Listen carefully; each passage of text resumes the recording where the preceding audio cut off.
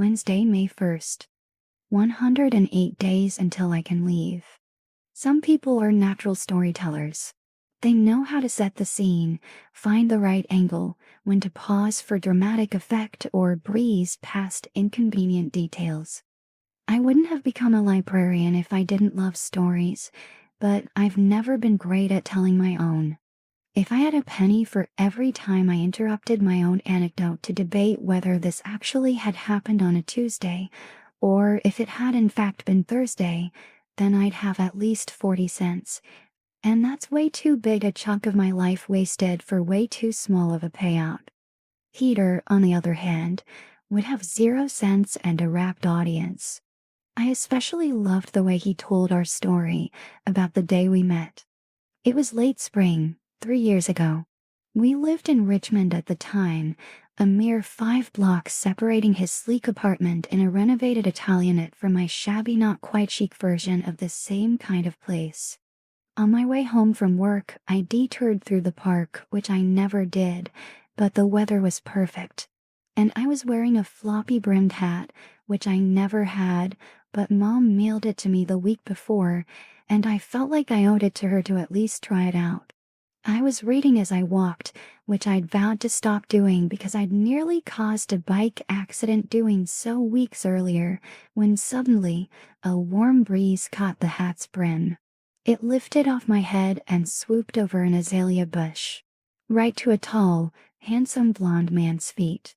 Peter said this felt like an invitation, laughed almost self-deprecatingly as he added, I'd never believed in fate before that.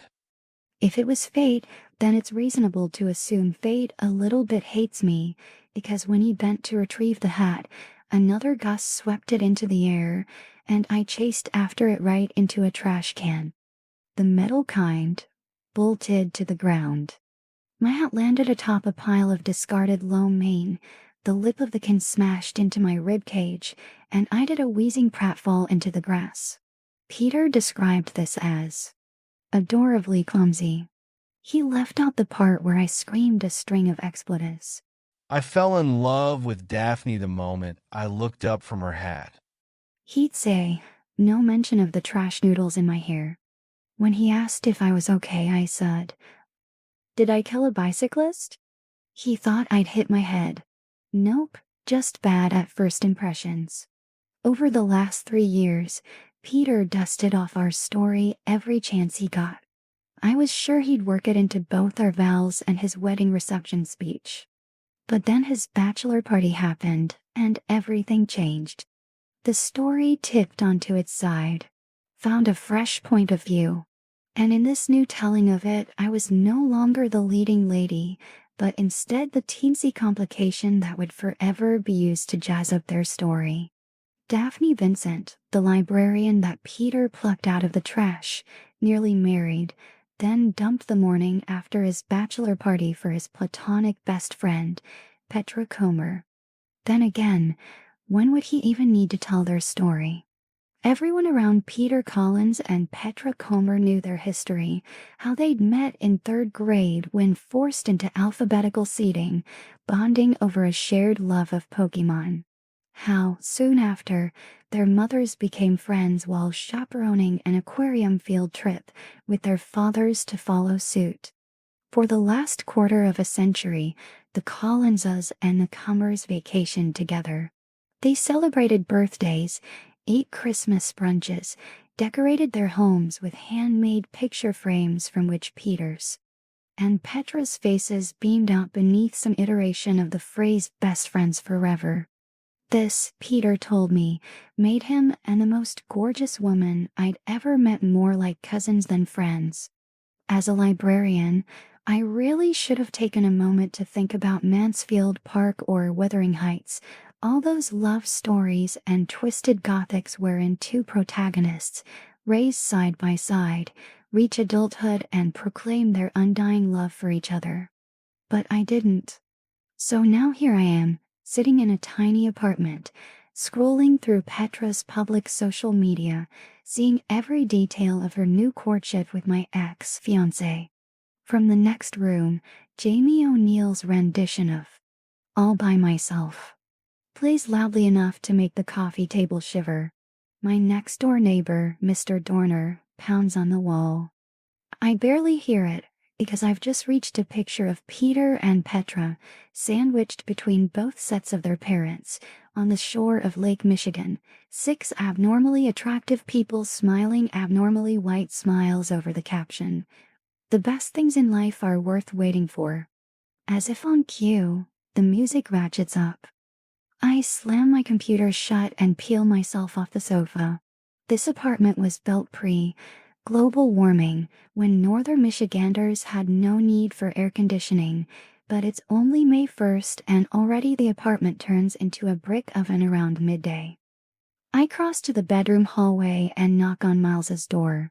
He doesn't hear me over Jamie. I escalate to pounding. The music stops. Footsteps shuffle closer. The door swings open and a weed fog wafts out. My roommate's dark brown eyes are ringed in pink, and he's in nothing but a pair of boxers and a funky knitted afghan wrapped around his shoulders like a very sad cape. Considering the overall climate of our hotbox apartment, I can only assume this is for modesty's sake. Seems like overkill for a man who, just last night, forgot I lived with him long enough to take a whole ass shower with the door wide open. His chocolate brown hair sticks up in every direction. His matching beard is pure chaos. He clears his throat. What's up? Everything okay? I ask, because while I'm used to a disheveled Miles, I'm less used to hearing him blast the saddest song in the world. Yep. He says, All good. "Could you turn the music down?" I say. I'm not listening to music. He says, dead serious. Well, you paused it. I say, in case he really is simply too high to remember more than 3 seconds back. But it's really loud. He scratches one eyebrow with the back of his knuckle, frowning. I'm watching a movie, He says, but I can turn it down. Sorry. without even meaning to, I'm peering over his shoulder to get a better look. Unlike the rest of our apartment, which was perfectly tidy when I arrived and is still perfectly tidy, his room is disastrous. Half of his records are stacked atop the milk crates they ostensibly belong inside. His bed is unmade, a rumpled comforter and the sheet untucked all the way around. 2 tattered flannel shirts hang out of his mostly closed dresser drawers, like little ghosts he's pinned there, mid-escape. In direct opposition to the creams and taupes of my room, his is a messy, cozy mix of rusts, mustards, 70s greens. Where my books are neatly organized along my bookcase and the shelf I installed above my window, his, very few, are face down, spines cracked on the floor. Electronics manuals, loose tools, and an open bag of Sour Patch Kids are scattered across his desk, and on his windowsill, a stick of incense burns between a few surprisingly vivacious houseplants. His TV, though, is what catches my eye. On screen is the image of a 30-year-old Renee Zellweger, sporting red pajamas and belting a song into a rolled-up magazine. Oh my God, Miles. I say. What? He says, "You're watching Bridget Jones's Diary?" It's a good movie. He cries a little defensive. It's a great movie. I say, but this scene is, like, 1 minute long. He sniffs. So why has it been playing for at least? I check my phone. The last 8 minutes? His dark brows knit together. Did you need something, Daphne? Could you just turn it down? I say. All the plates are rattling in the cabinets and Mr. Dorner's trying to bust down the living room wall. Another sniff. You want to watch? He offers. In there? Too big of a tetanus risk. An ungenerous thought, sure, but I have recently tapped out my supply of generosity. That's what happens when your life partner leaves you for the nicest, sunniest, prettiest woman in the state of Michigan. I'm good. I tell Miles. We both just stand there. This is as much as we ever interact. I'm about to break the record. My throat tickles. My eyes burn. I add, and could you please not smoke inside? I would have asked sooner, except that, technically, the apartment is his. He did me a huge favor letting me move in. Then again, it's not like he had many options. His girlfriend had just moved out, into my apartment, with my fiancé. He needed to replace Petra's half of their shared rent. I needed a place to sleep. Did I say sleep? I meant weep. But I've been here 3 weeks now, and I'm tired of showing up to work smelling like I came straight from the least famous of the Grateful Dead spin-off band's concerts. I stick my head out the window. Miles says, "What?" I say.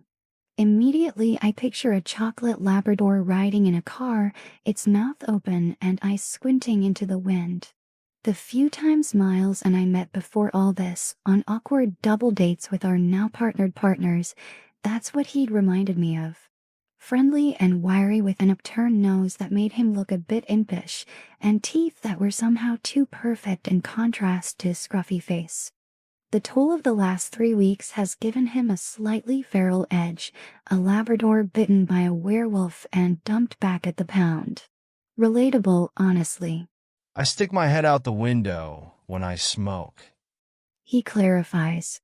Okay, I say. That's all I've got. I turn to go. You sure you don't want to watch the movie? He says. Oh, God. The truth is, Miles seems like a nice guy. A really nice guy.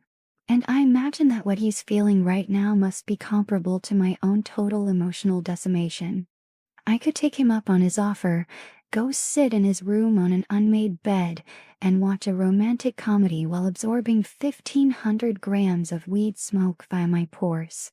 Maybe it would be nice even to pretend for a bit that we're friends rather than strangers trapped together in this nightmare of a breakup. But there are better uses of my Wednesday night. Maybe some other time.